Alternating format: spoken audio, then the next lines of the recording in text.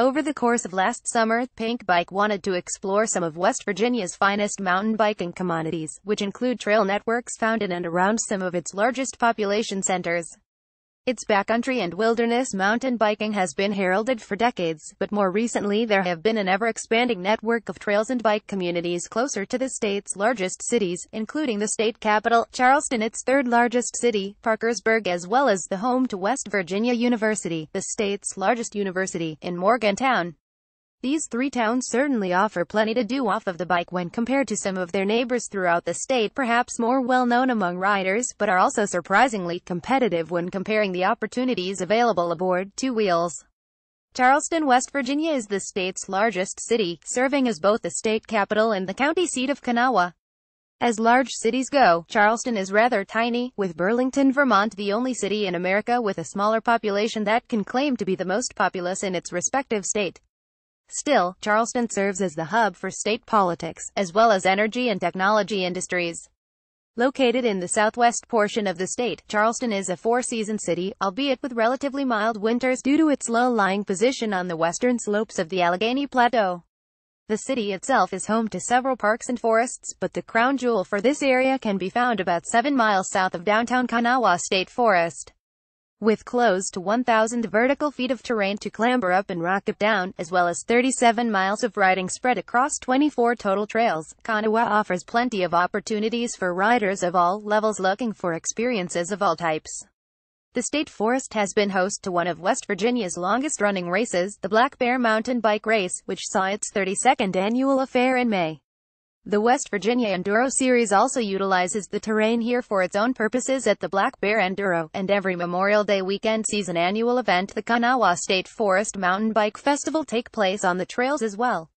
The Capitol building and the grounds that surround it are a beautiful homage to West Virginia, as well as its many brave veterans who have served in a number of wars over the course of American history.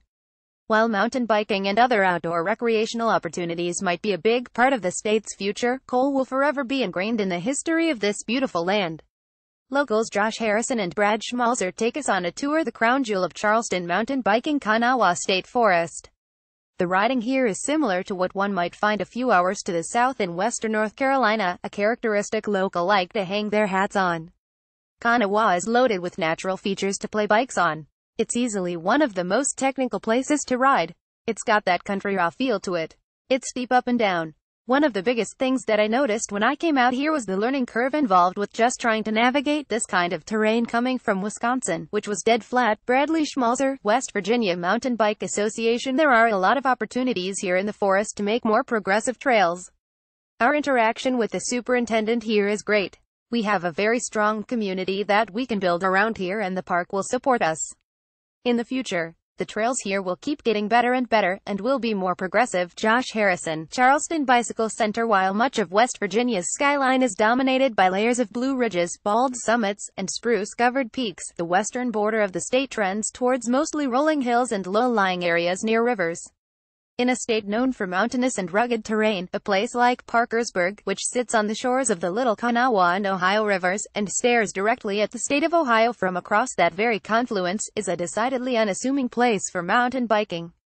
The third largest city in the state is more well known for its oftest floodwall, and locally for its dominance in high school sports than it is mountain biking opportunities. But the truth is that within a 45-minute radius lies an abundance of trail networks in what is known as the Mid-Ohio Valley that can satisfy the appetites of riders starving for some single-track, 200 miles worth of gluttonous riding. More accurately, Mount Wood Park is a 2,600-acre wooded park with over 30 miles of single-track that utilizes roughly 500 vertical feet of terrain. The River Valley Mountain Bike Association has been working with city, county, state, and federal land managers for decades to build and maintain the scores of riding opportunities near Parkersburg, and Mount Wood sits at the top of the heap of trail networks for the region. The park plays host to the most popular race on the West Virginia Mountain Bike Association's calendar, and on any given day of the week, the trailhead parking lot is likely going to be full, or even overflowing with day trippers and local getting in some after-work riding in. While most of the park offers UP-XC-oriented riding through lush and beautiful deciduous forests, and fern-lined gullies and ravines, plans are in place for gravity-oriented trails, flow lines and more, which should serve to broaden the appeal of an already awesome place to ride. The topography relaxes a bit in this part of the state, but the beauty is still very abundant. Mount Wood has over 30 miles of fast, rolling single track, with plans for a lot more in the near future. The trails here weave their way through some stunning sections of old Appalachian forest. High speeds plus flat corners equals a lot of fun. Splashing through puddles is fun for kids of all ages. There are sections of trail here that appear to have been transplanted from parts of the Pacific Northwest, much less the Mid-Ohio Valley. The River Valley Mountain Bike Association has worked hard to develop lasting relationships with land managers at every level. The results have been fruitful, to say the least. We have a lot of really well-maintained and well-thought-out trails in and around Parkersburg. We also have a lot of miles, with close to 200 miles of trail within 45 minutes of downtown and over 30 miles at Mount Wood alone. Chris Swar, River Valley Mountain Bike Association. This place is a bit of a chameleon. There aren't a whole lot of rocks and roots, but there is enough to challenge you. The riding here is fast as well. The RVMBA makes it a lot of fun to participate in the mountain bike community here. It's good to put some positive energy back into Appalachia. Vince Neff, River Valley Mountain Bike Association. Make no mistake, Morgantown is a college town. The city's population nearly doubles during the school year, with close to 30,000 full-time students enrolled at the state's largest home for higher education. Because of this, the town is afforded quite a few extracurricular options, with a surprisingly diverse and abundant amount of dining, drinking, and entertainment opportunities throughout the town. Morgantown is located at the western edge of West Virginia's eastern panhandle, just below the Pennsylvania border and just west of Maryland's. The town itself has a handful of small trail networks within city limits and a greenway that allows for easy access to all of them. But the real draw for riders to the area surrounds the city, with Valley Falls State Park 30 miles to the south, Cooper's Rock State Forest just east of town, and Big Bear Lake Camplands another couple of miles east of that. Morgantown itself is a rather hilly affair, with a smattering of 1,500-foot peaks throughout the city, but the landscape surrounding town is where you find plenty of relief. Valley Falls utilizes a rather precipitous 800 vertical feet that rises up from the Tygart Valley River. Cooper's Rock tops out at over 1,000 feet above Cheat Lake, and Big Bear Lake boasts the highest base elevation and rises 600 feet from the parking lot to the highest point on the trail. Between these three preeminent trail networks, you'll find some of the state's finest all-mountain riding, from the steep and loose terrain at Valley Falls, to the blisteringly fast and technical trails at Cooper's Rock, to the stunning beauty and top-notch dirt of Big Bear Lake. You can have a lot of fun in Morgantown, to be sure, but it's most certainly a different kind of wild and wonderful in the mountains that surround the city. Morgantown lies in the heart of the Appalachians, and offers up a variety of recreational activities downtown, on the water, and in the hills.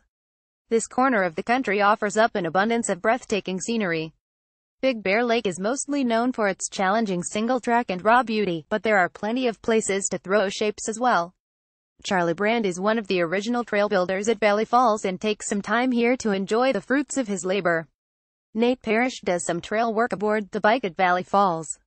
John Harrod founded the West Virginia Enduro Series alongside fellow shredder Ben Klimas, putting his days of professional DH racing to good use. Annie Simcoe is one of the local mountain bike community leaders and is responsible for the artwork and logos that can be found on Big Bear t-shirts and event flyers. Just because it isn't purpose-built doesn't mean you can't send it. There is a real mixed bag of old-school pioneers, longtime racers, and new-school riders in these parts.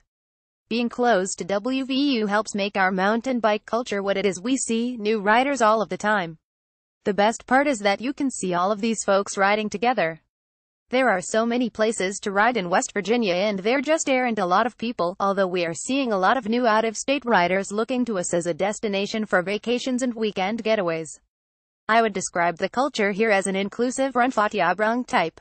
We are also starting to see the kids of the mountain bike pioneers out there shredding the trails too. Jeff Simcoe, Big Bear Lake Recreation Land Manager. This place is a bit of a chameleon. With Cooper's and other trail networks, our goal is to have as many trails open as possible.